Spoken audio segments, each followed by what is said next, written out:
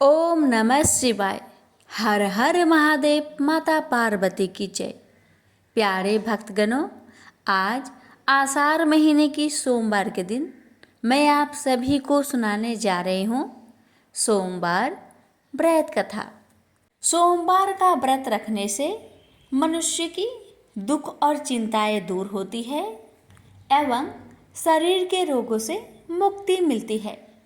इसके अलावा इस व्रत को करने से कुंडली में चंद्र ग्रह की स्थिति मजबूत होती है। कुंवारी लड़कियां द्वारा इस व्रत को करने से उनको मनोकुल जीवन साथी मिलता है और वहीं सुहागन महिलाओं का सौभाग्य अखंड रहता है। घर में सुख शांति बनी रहती है। और जो भक्त सोमवार का व्रत रखकर इन कथाओं को श्रद्धा पूर्वक श्रवण करता है, उसकी सभी मनोकामना पूर्ण हो जाती है। तो आइए श्रवण करते हैं सोमवार व्रत कथा। किसी नगर में एक धनी व्यापारी रहता था। दूर दूर तक उसका व्यापार फैला हुआ था। नगर के सभी लोग उस व्यापारी का सम्मान करते थे।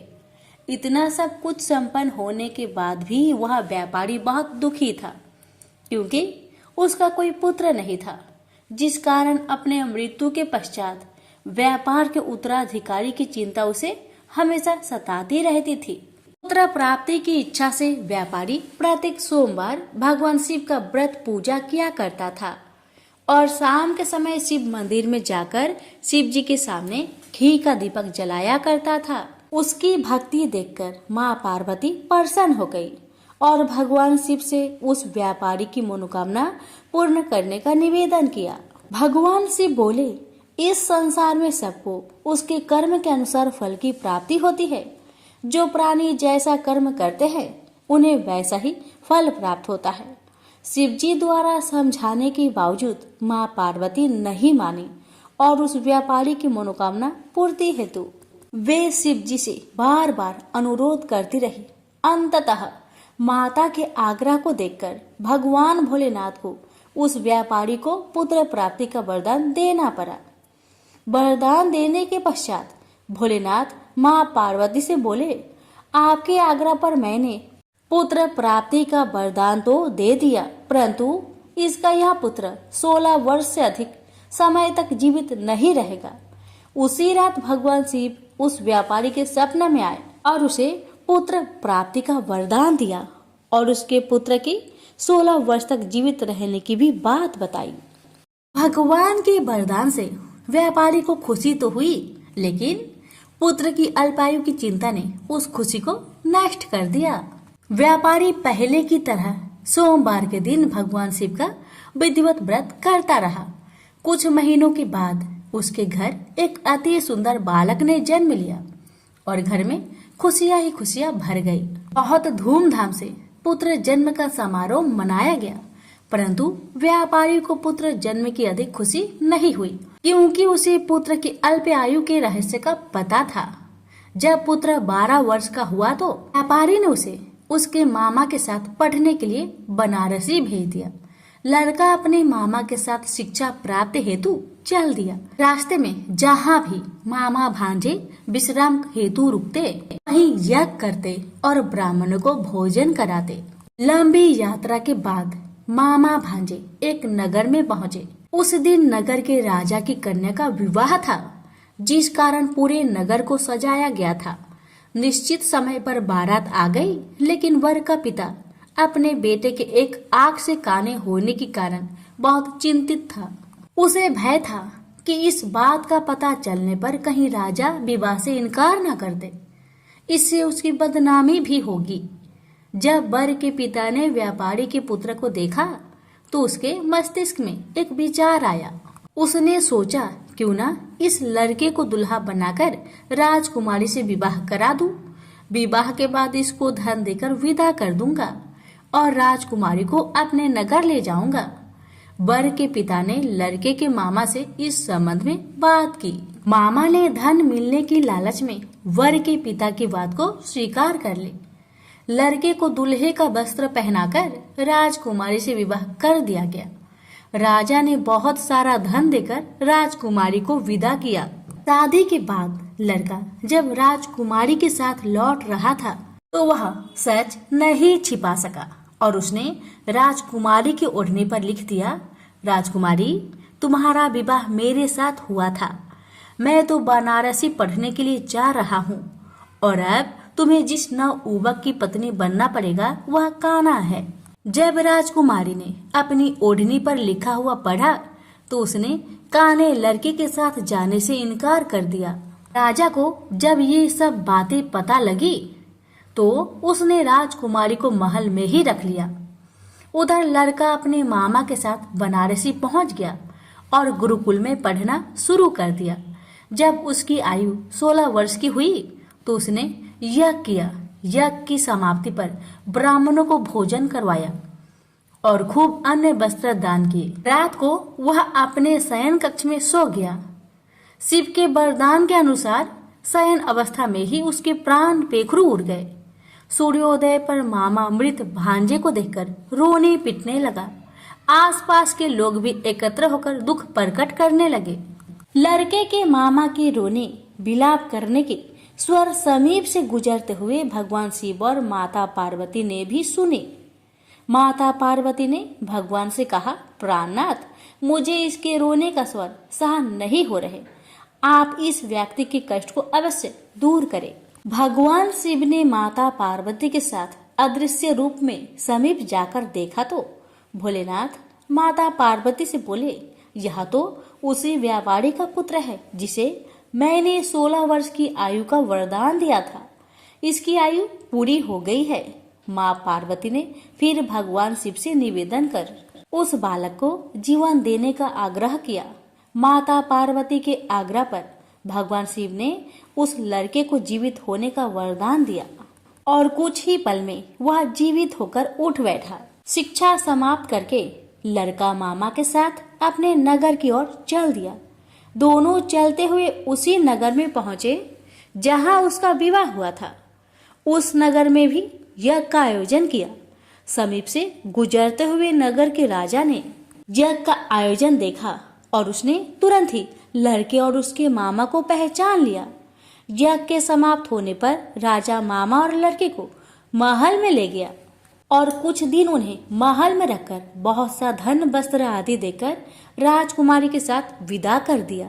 इधर भूखे प्यासे रहकर व्यापारी और उसकी पत्नी बेटे की प्रतीक्षा कर रहे थे। उन्होंने प्रतिज्ञा कर रखी थी कि यदि उन्हें अपने बेटे की मृत्यु का समाचार मिला तो दोनों अपने प्राण त्याग देंगे। परंतु जैसे ही उसने बेटे के जीवित वापस लौटने का समाचार सुना तो वह बहुत परेशान हुआ।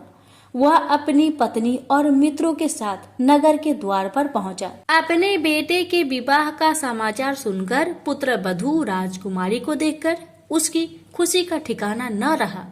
उसी रात भगवान शिव ने व्यापारी को सपने में आकर कहा, हे श्रेष्ठी, मैंने तेरे सोमवार व्रत करने और व्रत कथा सुनने से प्रसन्न होकर तेरे पुत्र को लंबी आयु प्रदान की है। पुत्र की लंबी आयु जानकर व्यापारी बहुत प्रसन्न हुआ। शिव भक्त होने तथा सोमवार का व्रत करने से व्यापारी की सभी मनोकामनाएं पूर्ण हुई। इसी प्रकार जो भक्त सोमवार का विधिवत व्रत करते हैं और व्रत कथा सुनते हैं उनकी सभी इच्छाएं पूरी होती है। उनसे बोलिए उमापति शंकर भगवान की जय। मनुष्य के कर्म फल का भंडार अक्षय है। उसे भोगने के लिए जीव 84 लाख योनियों में शरीर धारण करता आ रहा है। समस्त जीव को अपने द्वारा किए गए शुभ अथवा अशुभ कर्मों का फल निश्चित रूप से भोगना ही पड़ता है। आज जो इंद्र है वह अपने पहले के जन्मों में कभी कीड़ा हो सकता है तथा पहले का कीट आज अपने सत्कर्मों से इंद्र बन सकता है। कर्म की गति जानने में देवता भी समर्थ नहीं है। मानव की बात तो क्या है। इसलिए कहा गया है कर्मों की गति बड़ी गहन और न्यारी होती है। कर्म फल के विलक्षण प्रभाव को दिखलाता राजा बलि का जीवन। आइए श्रवण करते हैं इस कथा में। पौराणिक मान्यता के अनुसार राजा बलि पूर्व जन्म में जुआरी था। एक दिन उसे जुए में कहीं से कुछ पैसे मिले। उन पैसों से उसने अपनी प्रियतमा वैश्या के लिए कुछ सुंदर माला, इत्र व चंदन खरीदा और कामातुर होकर उसने मिलने के लिए जल्दी जल्दी चला जा रहा था। तभी एक पत्थर से ठोकर खाकर वह मूर्छित हो गया। कुछ देर में जब होश आया तो उसने अनुभव किया कि मेरी मृत्यु अब निकट है। पूर्व जन्म के किसी पुण्य से उसके मन में सतबुद्धि उत्पन्न हुई और वैराग्य जगा। जुआरी ने कभी किसी महात्मा से सुना था कि कोई भी वस्तु शिव अर्पण कर देने से बहुत पुण्य होता है। उसने सोचा, माला, इत्र, चंदन तो प्रियतमा तक पहुंच नहीं सकता, शिव अर्पण कर देने से कुछ अच्छा होगा तो हो जाएगा, अन्यथा मर तो रहा ही हूं और माला, इत्र, चंदन भी जमीन पर गिरकर बेकार जा रहे हैं।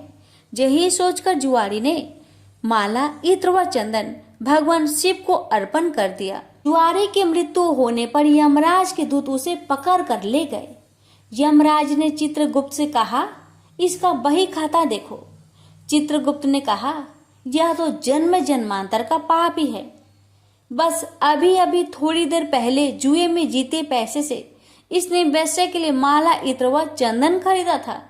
जब ठोकर खाकर गिरा तो इसने मृत्यु के निकट देखी और सोचा कि माला आदि चीजें बेकार जा रही है, तो उसे शिव अर्पण कर दिया।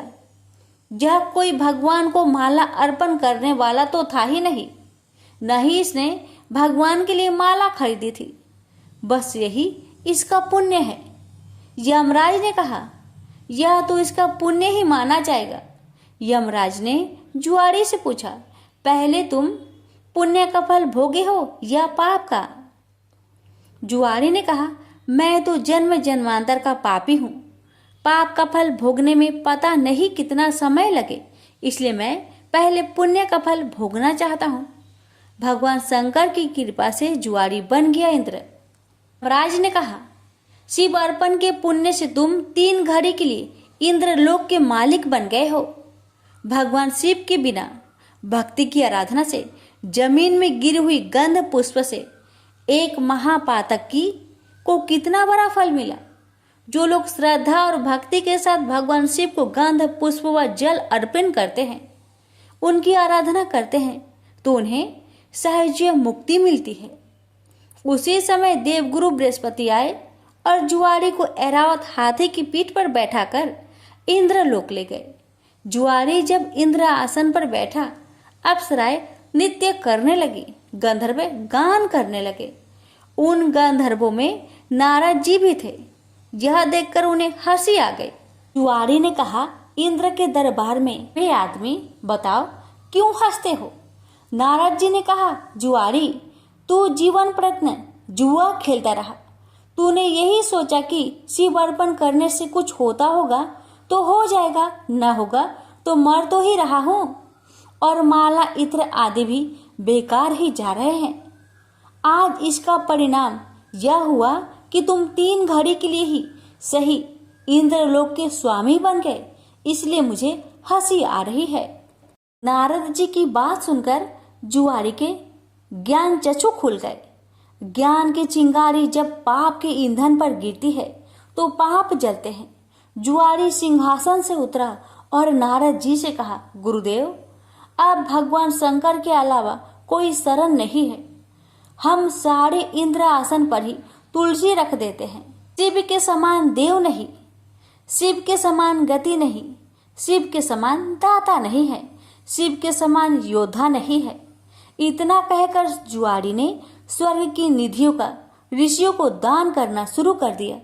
उसने ऐरावत हाथी, अगस्त्य जी को उच्च श्रवा नाम का घोड़ा, विश्वामित्र को कामधेनु गाय, महर्षि वशिष्ठ को चिंतामणि रत्न, गालवल जी को और कल्प वृक्ष कौंडिन्य मुनि को दे दिया।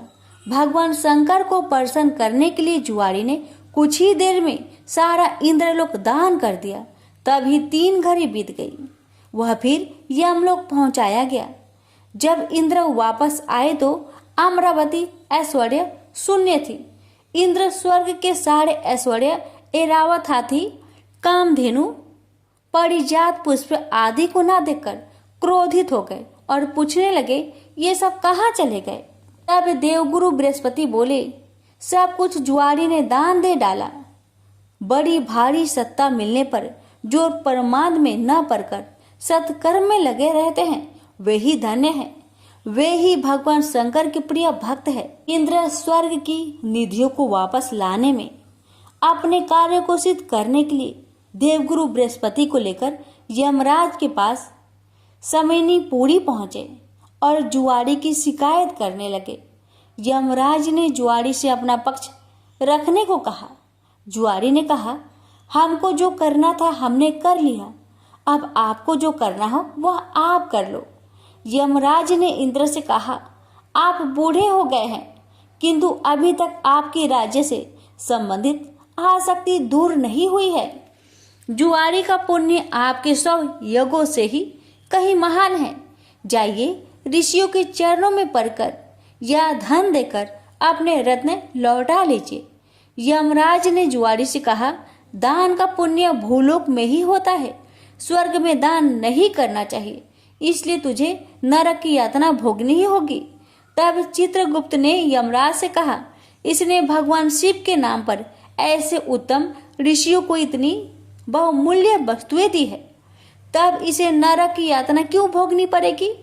शिव के नाम पर स्वर्गलोक, मृत्युलोक या कहीं पर भी कुछ दिया जाए तो उसका अच्छा फल मिलता है। इसके जितने भी पाप थे वे सब भगवान शिव के प्रसाद से भस्म होकर पुण्य में परिणित हो गए हैं।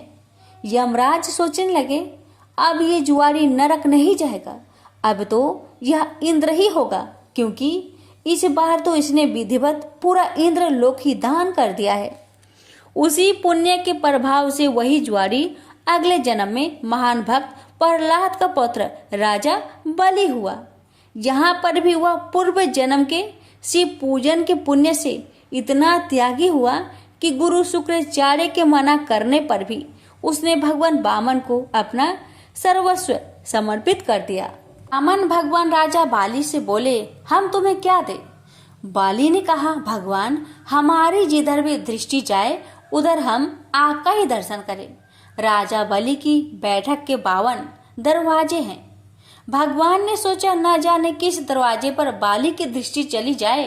यही सोचकर 52 दरवाजे पर शंख चक्र गदा पद्म धारण किए हुए ब्रह्मांड के स्वामी पहरेदार के रूप में विराजमान हो गए। कोई भी याचक राजा बलि के द्वार पर कुछ मांगने जाता है तो उनके द्वार पर विराजमान भगवान विष्णु स्वयं उन्हें मुंह मांगी वस्तुएं देते हैं। इसलिए प्रहलाद जी ने भगवान की स्तुति करते हुए कहा, इंद्र कुबेर आदि देवताओं के द्वारपाल तो आप कभी नहीं बने, परंतु आप हम असुरों के द्वारपाल बन रहे हैं। इससे लगता है कि आप हम असुरों के पक्षपाती हैं। इस प्रसंग से गीता में भगवान का यह कथन सत्य सिद्ध हो जाता है कि पत्र पुष्प फल जल जो कुछ भी भगवान के लिए अर्पित किया जाता है वह अनंत गुना होकर वापस आता है। प्रेम से बोलिए हर हर महादेव, माता पार्वती की जय, विष्णु भगवान की जय। बहुत समय पहले की बात है, किसी गांव के बाहर एक बरगद का पेड़ था जिसके पास ही गणेश जी का एक छोटा सा मंदिर था। गांव में और मंदिर नहीं थे, इसलिए सब लोग इसी मंदिर में आकर पूजा किया करते थे। गांव में एक भिखारी भी रहता था। भीख मांगना ही उसका काम था। गांव छोटा सा था, भिखारी को काफी भीख नहीं मिलती थी, इसलिए यह और कोई उपाय न देखकर मंदिर के दरवाजे पर बैठने लगा। सोचने लगा कि लोग यहाँ धर्म करने आते हैं और नहीं तो सही पेट भरने लायक भीख तो मिल जाया करेगी। भिखारी दिन भर मंदिर के दरवाजे पर बैठा रहता और जब वहाँ किसी को आते देखता तो शिव शिव रटने लगता। इस तरह बेचारा दिन भर गणेश जी और शिव जी का नाम जपता रहता था, मगर शाम तक उसे भीख मिलती थी। फिर 2-4 मुट्ठी अन्न और कुछ फल मूल और कभी कभी 4-6 पैसे मिलते थे। हालांकि इतनी थोड़ी आमदनी से किसी की गुजर कैसे हो सकती है। फिर भिखारी को अपना ही नहीं बल्कि अपनी बेटी की भी चिंता करनी पड़ती थी। उसकी बेटी का नाम था कमला और वह बड़ी चतुर और बड़ी समझदार थी। मगर चतुराई और समझदारी से तो पेट की आग नहीं बुझती, उसे तो भोजन चाहिए। इसलिए कमला कभी कभी अपने बाप को भोजन पाने के लिए तंग करने लगती थी। उस वक्त भिखारी के दिल पर बड़ी चोट लगती, उसकी आंखें भर आती थी। वह चिंता के समुद्र में डूब उतरने लगता था। गर्मी के दिन थे, दोपहर का समय था। ऊपर आसमान और नीचे धरती धक धक जल रही थी। चारों तरफ सन्नाटा छा रहा था। ऐसे ही समय में महादेव पार्वती लोगों का सुख दुख देखने इस संसार में आए। चलते चलते वे उसी गांव में पहुंचे और गणेश जी के मंदिर के सामने से निकले। भिखारी उन्हें आते देख ओम नमः शिवाय की रटना रटने लगा। भिखारी की यह हालत देख पार्वती जी को बड़ी दया आई।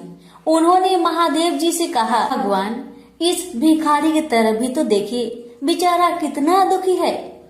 देखिए तो कितने प्रेम से आपका नाम जप रहा है, और आप भगवान कितने कठोर है। आपको क्या इस भिखारी पर दया नहीं आई? मैंने सुना था कि लोग बड़े पापी हो गए हैं, वो देवताओं का पूजा नहीं करते, मगर नहीं, आज मुझे मालूम हुआ कि इसमें उनका कोई अपराध नहीं, सब तो देवताओं का अपराध ही है। आप इसी भिखारी को ले लीजिए। बेचारा को आपका नाम लेते लेते बरसों बीत गए, इतने पर भी अभागा पेट भर भोजन तक नहीं पाता। जब देवता ही ऐसे कठोर हो जाएंगे तब कोई काहे उनकी पूजा करेगा। अब महादेव जी को पार्वती जी की बात लग गई। भगवान बोले, देवी आप असल बात क्या है नहीं जानती, और आप जान भी नहीं सकती, क्योंकि आपका हृदय ही इतना कोमल है कि मैं कहता हूँ देवी आप जिद ना करें, जो हो रहा है उसे होने दीजिए। देवी ने एक ना सुना तो भगवान ने कहा, ठीक है तो मैं आज इस भिखारी के लिए कुछ बंदोबस्त करा देता हूँ, जिससे इस भिखारी का दुख दूर हो जाएगा। इतना कहकर महादेव जी पार्वती जी के साथ मंदिर में पहुँचे। माता पिता को आते देख गणेश जी उठकर खड़े हो गए। उन्होंने बड़े प्रेम से माता पिता को प्रणाम किया। महादेव जी ने गणेश जी को आशीर्वाद दिया और कहा, देखो बेटा, यह भिखारी बरसों से तुम्हारे द्वार पर बैठा है, मेरा नाम जपा करता है, मगर तुमने अब तक इस पर दया क्यों नहीं किया? अब ऐसा कुछ उपाय करो जिससे इस बेचारे का दुख दूर हो जाए। गणेश जी ने हाथ जोड़कर उत्तर दिया, अच्छी बात है पिताजी, 7 दिन के भीतर उसका दुख दूर हो जाएगा, उसे कहीं न कहीं से 2 लाख रुपए मिल जाएंगे। गणेश जी का उत्तर सुनकर महादेव पार्वती आगे को चल गए। इसी समय एक बनिया मंदिर में पूजा करने आया था। वह आड़ में छिपा छिपा महादेव जी और गणेश जी की बातें सुन रहा था। उसने सोचा, ये तो बहुत अच्छा मौका है, यदि थोड़ी चतुराई से काम लूं तो सहज ही 2 लाख का मालिक मैं हो सकता हूँ। बस वह बड़ी खुशी से भिखारी के सामने पहुंचा और उसे प्रणाम कर एक तरफ बैठ गया।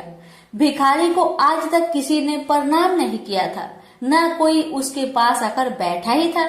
बनिए की इस काम से भिखारी ने समझा कि यह बेशक कोई भला मानुष है। वह मन ही मन प्रसन्न हुआ और बनिए से बोला, बाबा आप बहुत दयालु जान पड़ते हैं, कहिए मेरे पास आने की कृपा क्यों कर हुई? आप नहीं जानते मैं गरीब भिखारी हूँ। बनिए को तो अपना मतलब गांठना था। मीठेपन से बोला, आप भिखारी है? कौन कहता है कि आप भिखारी है? मुझे अच्छी तरह मालूम है कि आप एक पहुंचे हुए महात्मा हैं और आपके दर्शन से लोगों के पाप दूर हो जाते हैं। मैं भी आपके दर्शन करने चला आया हूँ। मुझे आपसे कुछ पूछना है, यदि आज्ञा दो तो पूछो। भिखारी खुशी से बोला, पूछिए। बनिया बोला, भला दिन भर आपको कितनी भीख मिल जाती है? भिखारी बोला, भाई मिलने की क्यों पूछते हो, यहाँ तो पेट की भी लाले पड़े रहते हैं। रोजाना 2-4 मुट्ठी अन्न मिल जाता है, कभी 2-4 पैसे भी मिल जाते हैं, किसी तरह दिन काट लेता हूँ। बनिया कहने लगा, राम राम, आप जैसे महात्मा और यह कष्ट, इस गांव के आदमी भी क्या आदमी हैं? आपकी थोड़ी सी सहायता नहीं कर सकते? आप कैसे यह कष्ट सह लेते हैं? मुझे तो आप पर बड़ी दया आती है। मेरे जी में आता है कि मैं आपकी कुछ सेवा करूं, पर कहने में डर मालूम होता है। भिखारी बोला, आप मेरी सहायता कर सकते हैं। अब बनिया हंसते हुए बोला, मेरी इतनी हैसियत कहाँ है जो आपकी कुछ सेवा कर सकूं, मगर एक बात है, आज से 7 दिन तक आपको जो कुछ भी मिले वह मुझे दे दीजिए, बदले में आपको मैं 100 रुपया दे दूंगा। 100 रुपये के नाम सुनते ही भिखारी मारे खुशी के उछल पड़ा। उसने सोचा, अगर 100 रुपये मिल जाए तो क्या कहना, यहाँ तो 7 दिन में 7 आने के सामान भी न मिले, तब तो 100 रुपये छोड़ देना सरासर बेवकूफी होगी, पूरा गधापन है। मगर इसी समय उसे लड़की की ख्याल आ गई। उसने सोचा, अगर मैं 100 रुपया लेकर घर पहुंचा और मेरी बिटिया रानी गुस्सा करने लगी तो पहले मैं उसकी सलाह ले लेता हूँ। बस यही विचार में आते ही उसने बनिए को जवाब दिया, आपने मुझ पर बड़ी कृपा की, मगर मैं अभी कुछ नहीं कह सकता, सोच विचार करके कल कहूँगा। जब बनिया चला गया तब भिखारी ने अपनी बिटिया को बुलाया और उससे सब हाल कह सुनाया। चतुर बिटिया कमला ने फौरन समझ गई कि इसमें जरूर कोई बनिए की शैतानी है। उसने पिता से कहा, बनिया बिना फायदे के क्यों 100 रुपये देने चला? खैर कोई बात नहीं पिताजी, मैं कल उस बनिए से बातें तय कर लूंगी, मगर आप बीच में कुछ ना बोलना। उधर बनिए का बुरा हाल था, रात भर उसके पेट में चूहे उछलते रहे। बड़ी मुश्किल से सवेरा हुआ, बनिए की जान में जान आई। वह हाथ मुंह धोते ही भिखारी के पास आ पहुंचा और छुटते ही बोला, क्या विचार किया आपने? कमला भी बनिए से निपटने को तैयार बैठी थी। बनिए की बात सुनते ही उसने जवाब दिया, सेठ जी, हम लोगों ने विचार किया, भला 100 रुपये में क्या होता है, इतना सस्ता सौदा होना मुश्किल है, माफ कीजिए। कमला का उत्तर सुनते ही बनिए पर मानो बिजली गिर पड़ी, पर लाख रुपए के लालच छोड़ना भी कठिन था। वह 200 रुपए देने को राजी हो गया। अब तो कमला का संदेह और भी पक्की हो गया। वह समझ गई कि बनिया जरूर किसी भारी लाभ के लिए ही इतने रुपए देना चाहता है। उसने जवाब दिया, सेठ जी, इतना सस्ता सौदा और कहीं होता होगा? 100 दो, 100 या 1000 दो, 1000 में तो होता ही क्या है? जो चीज आप कौड़ियों में मोल खरीदना चाहते हैं वह लाख रुपए में भी सस्ती है। यह सुनकर बनिया बहुत घबराया, परंतु उसने अपनी कोशिश जारी रखी। मारे लोभ के वह अंधा हो रहा था, उसको लोभ का भूत सवार हो गया था। उसने 100 दो, 100 से बढ़कर अंत में 50,000 लगा दिए। अब कमला ने सोचा, इतने रुपए थोड़े नहीं होते। अब बिटिया कमला ने सोचा, इतने बड़े रकम को छोड़ना ठीक नहीं है।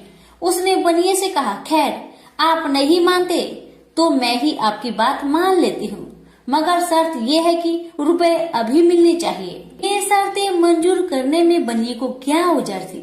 वह खुशी खुशी घर लौटा। उसने सोचा 50,000 रुपए देकर 1 लाख लेना कुछ बुरा नहीं है। 2 लाख न सही 1.5 लाख मालिक तो बन ही जाऊंगा। आहा, मेरी तकदीर भी कितनी चोखी है। 7 ही दिन में 50,000 का लाभ हो गया। उसने घर आते ही भिखारी के पास 50,000 रुपए भेज दिए। अब बनिया हर रोज भिखारी के पास आता और उसकी दिन भर की भीख घर ले आता। इस तरह 6 दिन बीत गए। अब तो बनिए को बड़ी फिक्र हुई। 7वें दिन वह फिर गणेश जी के मंदिर में पहुंचा। उसने देखा कि आज फिर महादेव पार्वती मंदिर में पधारे हैं। बस वह दीवार से कान सटा उनकी बातें सुनने लगा, मगर यह क्या, उसका कान दीवार में चिपक गया। उसने कान छुड़ाने की बहुत कोशिश की, पर कान टसमस न हुआ। तब वह दाहिने हाथ की सहायता से कान छुड़ाने लगा। इतने में हाथ भी दीवार में चिपक गया। इधर महादेव जी ने गणेश जी से पूछा, बेटा इस भिखारी के लिए कुछ इंतजाम हुआ है? गणेश जी बोले, जी हाँ, उसे 50,000 रुपए तो दिलवा दिए हैं, बाकी के लिए बनिए को दीवार से चिपका कर रखा है। यह बनिया बड़ा लोभी कंजूस है। इसने गरीबों से एक एक के 4-4 वसूल कर अपना घर बनाया है। रुपए वसूल करने में इसने गरीबी पर दया नहीं की। उनके बच्चे भूखे मरते रहे, पर इसने चौगुने रुपए वसूल करके भी संतुष्ट नहीं किया। इस तरह इसने 1 लाख रुपए से अपनी तिजोरी भर ली है। गरीबों के माल से यह सुख नहीं उठा सकता। अब जब तक यह भिखारी को बाकी 50,000 रुपए न देगा, तब तक दीवार से चिपका रहेगा। गणेश जी की बातें सुनकर बनिए ने अपना माथा को पीट लिया। इसकी आंखें में आंसू बरसने लगे। जब उसने घर से 50,000 रुपए मंगवाया और भिखारी को दे दिए, तब कहीं दीवार से उसका पीछा छूटा। से बोलिए गणेश भगवान की जय, उमापति शंकर भगवान की जय।